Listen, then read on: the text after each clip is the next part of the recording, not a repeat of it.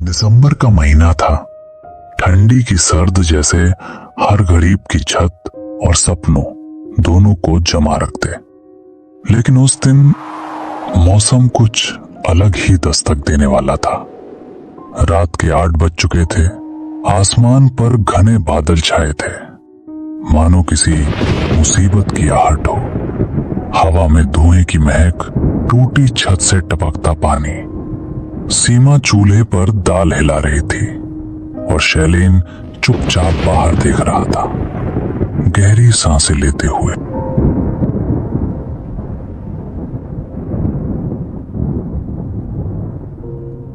थोड़ा जल्दी करो शैलेन, गुड़िया रो रही है, भूख लगी है उसको। हाँ, आता हूँ, बस जरा ठहरो। बारिश शुरू हो चुकी थी, तेज, बेकाबू, डरावनी। बिजली की चमक से पूरी बस्ती सफेद हो जाती, फिर काली। सुनिए, आज का काम तो चल गया, पर कल का क्या? आटा खत्म हो गया है और गुड़िया की दवाई भी तो आनी है। कुछ पैसों का इंतजाम कीजिए। क्या करूँ सीमा, दिन भर ऑटो दौड़ाता हूँ पर बस 2 वक्त की रोटी का जुगाड़ ही हो पाता है। लगता है ऊपर वाले ने गरीबी ही लिखी है हमारी किस्मत में।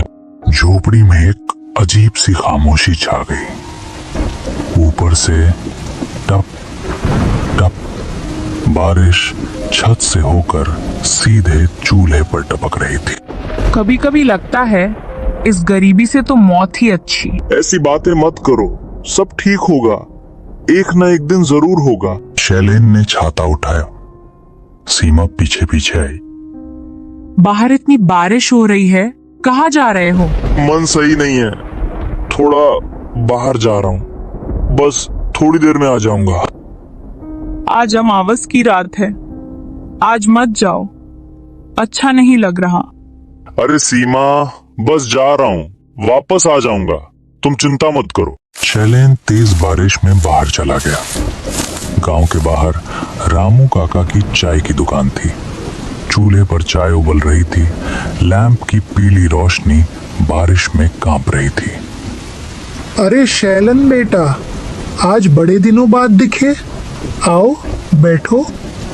क्या बताऊं काका, जिंदगी बहुत मुश्किल चल रही है। गुड़िया बीमार है, पैसे नहीं है दवाई के लिए। ऐसी बारिश में ही तो पैसा कमाया जाता है शैलन। आज ही रात स्टेशन जा, 2 बजे ट्रेन आएगी। ऐसे मौसम में लोग ऑटो वालों को दुगने पैसे देते हैं। शायद आज किस्मत पलट जाए। ठीक है काका, मैं जाता हूँ स्टेशन। घर लौटकर उसने ऑटो की चाबी उठाई। अभी रात है, अमावस है, बारिश भी। सीमा, अगर आज नहीं गया तो कल गुड़िया की दवाई कैसे लाऊंगा? वो चला गया। बारिश अब और भी तेज हो चुकी थी। हवा में एक अजीब सी सनसनाहट थी। रात के लगभग 12 बज चुके थे। ट्रेन आई, सीटी मारी, लेकिन एक भी यात्री नहीं उतरा। शैलेन ने निराश होकर कहा, कितनी बदकिस्मती है मेरी, आज भी कुछ हासिल नहीं हुआ। तभी उसने पायल की मनमोहक आवाज सुनी। बारिश में एक लड़की धीरे धीरे प्लेटफॉर्म से उसकी तरफ आई। उसके चेहरे पर कोई भाव नहीं था। आंखें बिल्कुल सूनी, गहरी, निर्जीव जैसी। लड़की पास आकर बोली, ऑटो खाली है? जी हाँ मैडम, कहाँ जाना है? नरपुरा गांव। शैलेन का दिल तक से रह गया। वो रास्ता जंगल से होकर जाता था, वो भी अमावस की रात में। मैडम, बहुत बारिश है, जंगल से रास्ता है, किराया थोड़ा ज्यादा लगेगा, 500 रुपए। मेरे पास अभी 200 रुपए हैं, बाकी घर पहुंचकर दे दूंगी। घर पहुंचकर? देखिए मेरी बेटी बीमार है, मुझे दवाई लेनी है। चलना है तो चलिए, मेरी माँ इंतजार कर रही है। ठीक है, बैठिए। ऑटो चल पड़ा। बारिश और तेज, बिजली की चमक जैसे जंगल को फाड़ रही थी।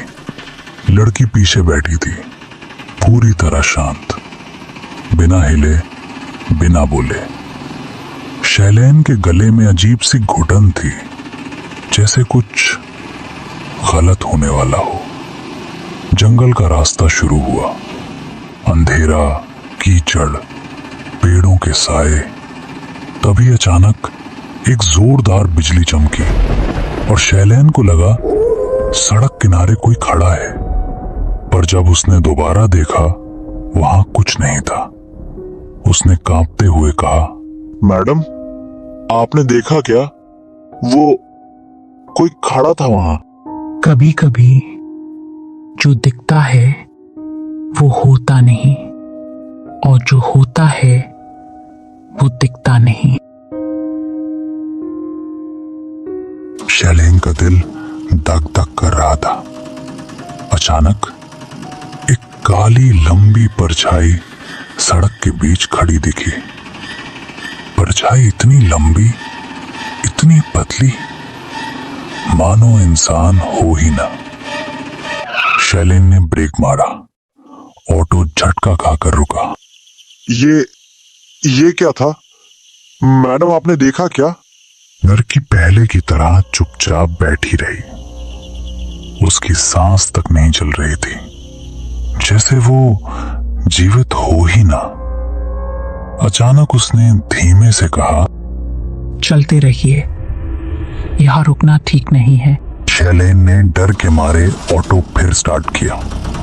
जैसे जैसे ऑटो जंगल के बीच जा रहा था, आवाजें बदल रही थीं। पहले हवा की सीटी, फिर झींगरों की तीखी आवाज, फिर कहीं दूर से एक चीख इतनी दर्दनाक कि शैलेन के हाथ हैंडल से फिसलते फिसलते बचे। किसकी आवाज थी ये? कोई मुसीबत में है क्या? हर आवाज इंसान की नहीं होती। ये सुनते ही शैलेन के रोंगटे खड़े हो गए। जंगल के एक मोड़ पर अचानक ऑटो रुक गया। सामने सड़क पर एक बड़ा सा पेड़ गिरा पड़ा था, जैसे अभी अभी किसी ने जानबूझकर गिराया हो। ओ भगवान, अब कैसे जाऊं आगे? उसने रिक्शे को पीछे लिए और दूसरे रास्ते से चल पड़ा। चारों तरफ अंधेरा था। अचानक ऑटो हिलकर रुक गया। अरे, ये क्या हुआ? अभी तो सही चल रहा था। शैलेन का दिल बैठ गया, लेकिन मजबूरी में बोला, मैडम, लगता है पैदल जाना पड़ेगा। आप उतरिए, मैं टॉर्च लेकर चलता हूँ। दोनों उतरे। जंगल का सन्नाटा एकदम भारी हो चुका था। थोड़ा आगे बढ़े ही थे कि टॉर्च की रोशनी जमीन पर कुछ सफेद पर पड़ी। ये क्या है? वो आगे झुककर देखता है। एक लाश, जिसके शरीर पर चमड़ी नहीं थी। वो एक कंकाल था, मानो वो काफी समय से वहां पड़ा हो। इस रास्ते पर पहले भी मैंने ऐसी लाश देखी थी। लेकिन वो जैसे ही फिर नीचे देखता है, वो कंकाल वहां से गायब हो चुका था। शैलीन डर जाता है। तभी पीछे से वो औरत बोलती है, यहाँ मत रुको, चलो, जल्दी चलो। शैलीन को जंगल में बहुत अजीब अनुभव हो रहे थे, मानो जैसे वो रात उसे खाने को दौड़ रही हो। तभी अचानक शैलीन पीछे जाकर वापस रिक्शे को चालू करता है। किस्मत से वो रिक्शा चालू हो जाता था और वो वहां से तेजी से उस औरत को लेकर निकलते हैं। आसमान बिल्कुल काला। कुत्तों के भौंकने की आवाज दूर कहीं गूंज रही थी। थोड़ी ही देर में वे गांव के किनारे बने एक टूटे फूटे पुराने मकान के सामने रुक गए। यहीं रुकिए भैया, मेरा घर आ गया। आप जरा रुको, मैं 2 मिनट में आती हूँ।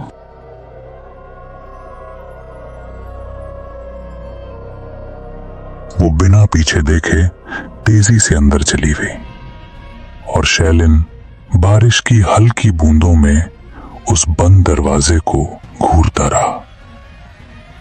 कुछ तो अजीब था। उसके जाने के बाद अचानक हवा ठंडी पड़ गई थी, जैसे किसी ने आसपास से सारी गर्मी सोख ली हो। 20 मिनट, फिर 25 मिनट, पर दरवाजा नहीं खुला। अरे यार, कितनी देर हो गई। ऊपर से आज की रात इस जंगल में जो हुआ, उसके बाद यहां खड़े रहना भी ठीक नहीं।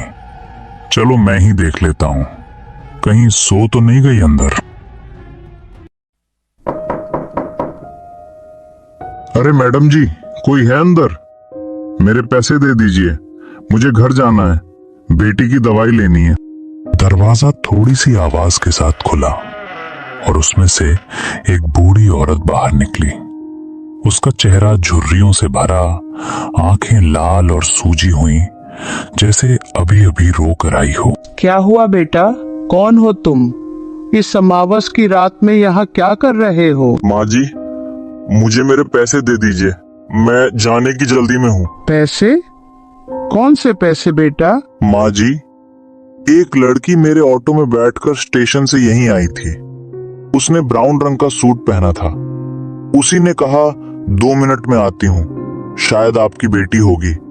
वो अंदर ही आई है। मेरे 300 रुपए बाकी हैं, आप दे दीजिए। बूढ़ी औरत कुछ पल उसे घूरती रही। उसकी आंखों में अजीब सा डर था, जैसे शैलिन की बात ने उसके दिल को चीर दिया हो। लेकिन बेटा, इस घर में मेरे सिवा कोई और नहीं रहता। मेरी बेटी तो 1 साल पहले ही मर गई थी। आज उसकी बरसी है। 1 साल पहले उसी जंगल में उसका एक्सीडेंट हुआ था और वहीं उसने इस दुनिया को छोड़ दिया था।